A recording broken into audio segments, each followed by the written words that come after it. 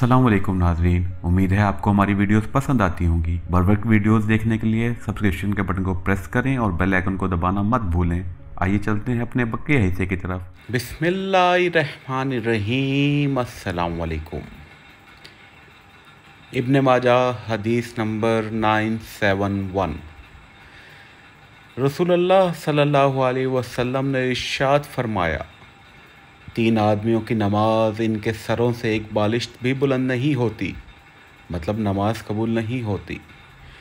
वो आदमी जो लोगों का इमाम बन जाए हालांकि वो इसे नापसंद करते हों, वो औरत जिसकी रात इस हाल में गुजरे कि इसका खामिद इससे नाराज़ हो, औरत से मुराद यहाँ बीवी है, और वो 2 भाई जो एक दूसरे से कता ताल्लुक़ किए हुए हों।